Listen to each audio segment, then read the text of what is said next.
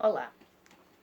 Continuamos hoje a trabalhar com o romance Úrsula, de Maria Firmina dos Reis, publicado em 1959. Esse romance romântico que vai falar desse amor, que nós sabemos impossível, não realizado, entre Úrsula e Tancredo. E essa história que vai atravessar as histórias também de outras personagens com as quais a gente tem convivido ao longo desse tempo de leitura, de estudos desse romance. Túlio, Mãe Susana, Seu Antero, né? São outras personagens que habitam o imaginário desse tempo do século XIX, né? De Maria Firmina dos Reis. São personagens, inclusive, submetidos, sujeitos à escravização, que vão ter fins muito trágicos, né?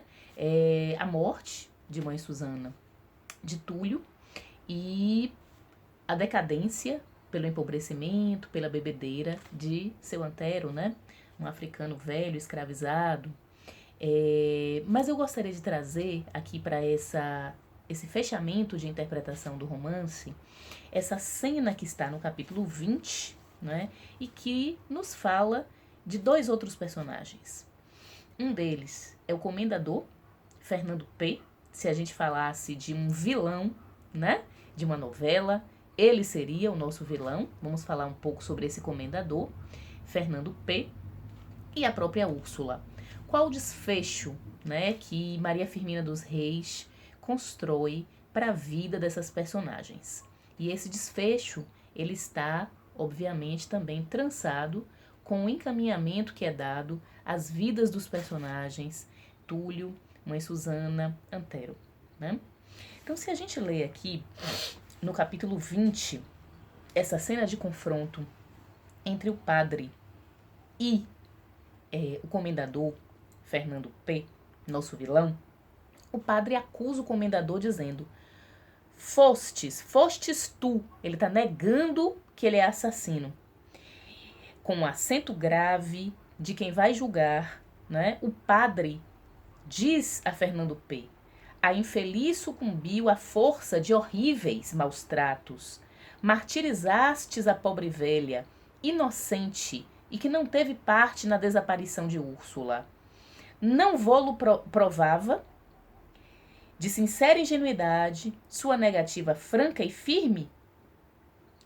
Homem, por que a encerrastes nessa escura e úmida prisão, e aí a deixastes entregue aos vermes, à fome e ao desespero?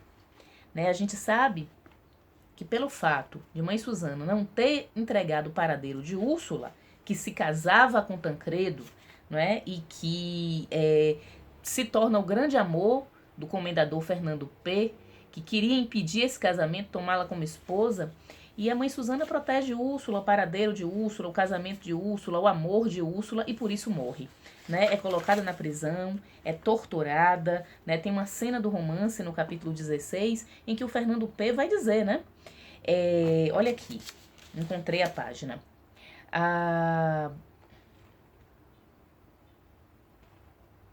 Ele diz: para onde foi Úrsula? Pergunta a Mãe Susana. Interrogou com voz que horrorizava. Para onde foi Úrsula? Fala, ou prepara-te para morrer sob o azorrague, né? Tem outras cenas aqui terríveis em que ele usa esse chicote para supliciar, né, para bater nas pessoas escravizadas. Ele continua nessa cena do capítulo 16 dizendo: cala-te, atrevida, ou ao menos modifica o teu crime, revelando-me o nome do homem que me roubou. Ah, meu senhor, diz Mãe Susana, ela saiu só. Ele continua: pois bem, confessarás à força de tormentos o que é feito dela. E qual o nome do teu sedutor? Julgas que o ignoram? Tancredo, rápido foi o teu regresso, mas hás de arrepender-te, assim como tu, velha, louca e maldita. Ele está falando com Mãe Susana. Levem-na, disse acenando para os dois negros que a tinham conduzido. Levem-na, e que ela confesse o seu crime. Então ele determina, não é, que Mãe Susana seja torturada para confessar onde está Tancredo, onde está Úrsula. E esse corpo de mulher mais velha, negra, escravizada, é que vai sofrer as consequências desse destino trágico dos personagens brancos, né? O Tancredo, a Úrsula e esse vilão, né, o comendador Fernando P. Então, é esse triângulo não amoroso, é esse triângulo violento da classe senhorial de personagens brancos que vai determinar a morte de Mãe Susana, que vai determinar a morte de Túlio. Né? A gente vê também nos capítulos finais que Túlio, que havia recebido a liberdade de Tancredo, né, já era um homem negro liberto, nasceu escravizado, conta dos seus horrores, da venda da sua mãe, da separação da sua mãe. Ele conta tudo, né? Ao Tancredo, ao herói, ao outro herói da narrativa. E mesmo tendo passado por todos esses suplícios, assim que recebe a liberdade, para salvar o seu ex-senhor, Tancredo, da morte, ele vai correndo até aquela igreja onde eles estavam se casando e acaba recebendo o primeiro tiro, né, que vai matá-lo antes de Tancredo. Então o comendador Fernando P mata Túlio, né, mata a Mãe Susana através dos suplícios, das prisões, né, e faz com que seu Antero também, que é aquele escravizado que guarda a cadeia, né, a prisão, que ele também aprofunde seu vício de bebedeira, né, e que tenha um fim trágico como um cão fiel desse comendador.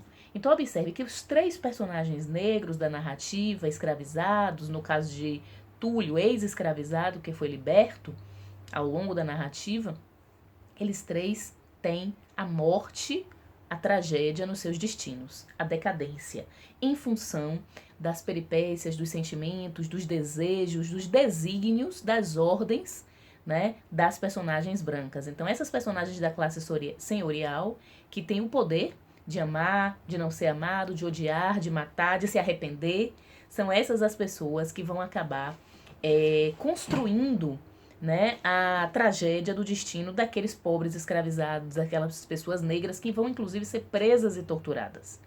Né? Vejam o quão importante é esse romance e quanto ele ainda diz, né, dos dias de hoje, da nossa contemporaneidade. Quem tem as chaves das prisões? Quem pode libertar as pessoas? Né? Quem tem os grandes crimes da humanidade nas mãos, né? E quem é que é preso? Quem é que não pode se libertar? Quem é que está sob o julgo, sob a autoridade, né, das pessoas que estão no poder, seja no sistema judiciário, seja no sistema político, né?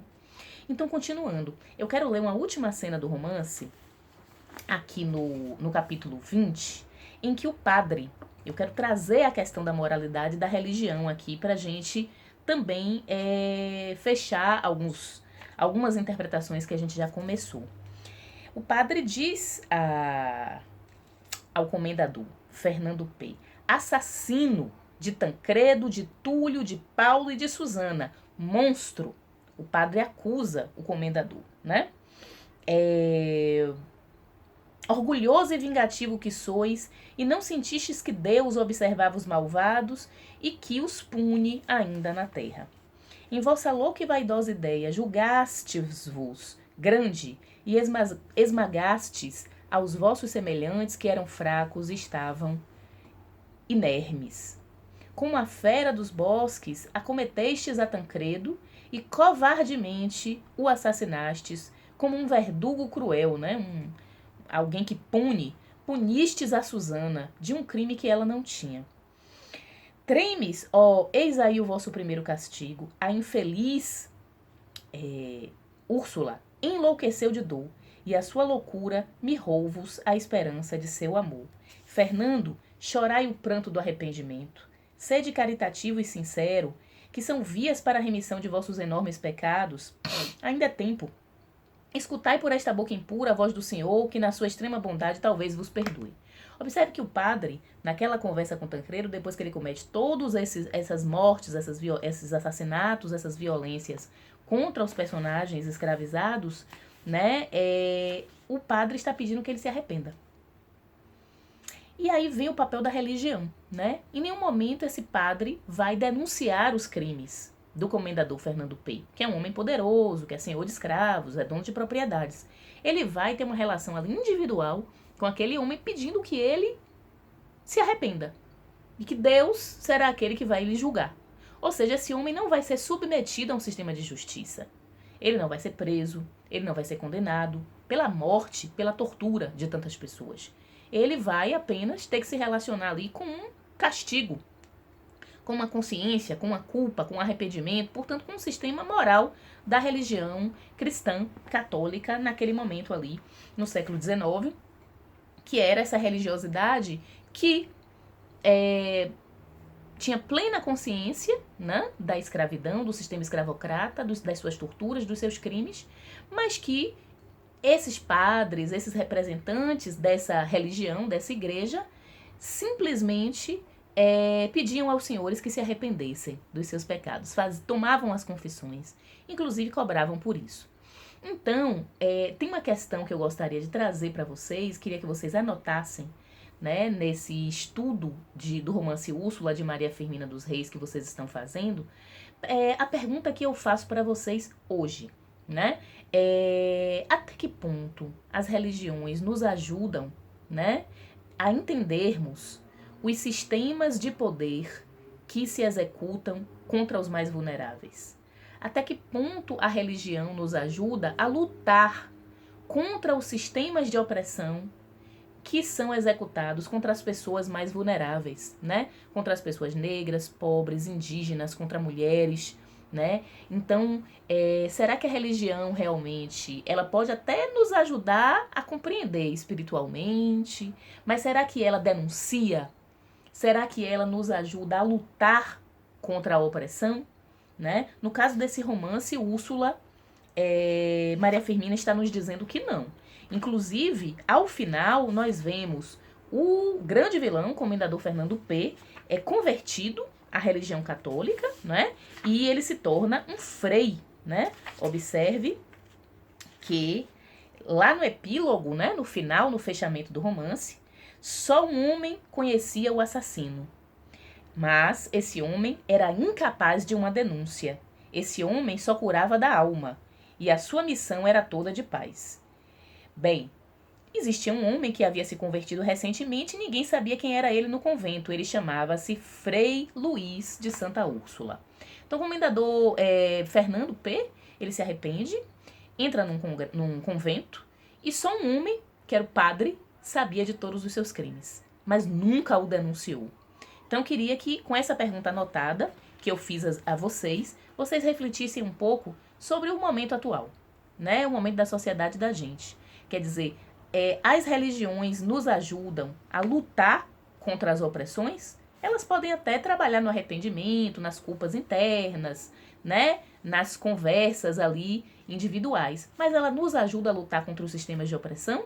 A primeira pergunta é essa, tá? Vamos à segunda questão dessa aula. Vamos falar um pouco sobre Úrsula, né? Úrsula, ela enlouquece. Então, a gente vê uma Úrsula no capítulo 20, que se chama A Louca, que vai perder tudo, vai perder mãe Susana, vai perder sua mãe, né? Todas essas pessoas vão ser assassinadas, vão morrer. Ela vai perder seus amigos, né? Túlio, ela vai perder o seu amor, que é Tancredo, que essa talvez seja a pior morte para ela. E ela enlouquece. Ela não é capaz de reagir e a trajetória trágica da personagem é a loucura, é o enlouquecimento, o que era muito comum, inclusive, nesses romances do século XIX. Úrsula sorria, lá no capítulo 20, a gente vê Úrsula completamente enlouquecida, afagando a invisível sombra, mas esse sorriso era débil e vaporoso. Era o derradeiro esforço de uma alma que está prestes a quebrar as prisões do corpo. O comendador fechou os olhos e agarrou-se à porta para não cair. E ela, como se a ninguém visse, murmurava em voz baixa e depois tornava a sorrir-se. Vem, disse com voz débil, mas repassada de ternura. Tanto tempo há que te procuro embalde. Tancredo, por que me fugias? Onde estavas? Espera, agora me recordo. Túlio disse-me que muito longe te levava não sei que negócio urgente. E eu senti a dor da separação, porque era longa e triste. Não vês? Não as vês, Tancredo? São as flores do meu noivado. São tão lindas. amo-as e apertou-as ao coração. Ela morre, né, nesse capítulo, nesse último capítulo derradeiro, enlouquecida. Ela morre louca, né, e é absolutamente traumatizada com o assassinato do seu amado, de Tancredo, pelo vilão da história, o seu tio, que havia se apaixonado por ela, o comendador Fernando P. Então isso a leva à total loucura e à morte. Portanto, tem um outro assassinato, tem um feminicídio também, assim como o de Mãe Susana, que vai acontecer por vias, né, diferentes. Com Mãe Susana, a gente tem a tortura, a prisão dessa senhora velha escravizada africana, e assim ela morre. Com Úrsula, nós temos a perda do amor, né? A perda daquele homem com quem ela havia recentemente se casado, Tancredo, no próprio ato do casamento. E assim ela enlouquece. E o enlouquecimento, a dor extrema desse processo de perda de amor, a leva à loucura. Então, a questão que eu tenho para vocês é o seguinte: vocês veem duas trajetórias de mulheres, não é?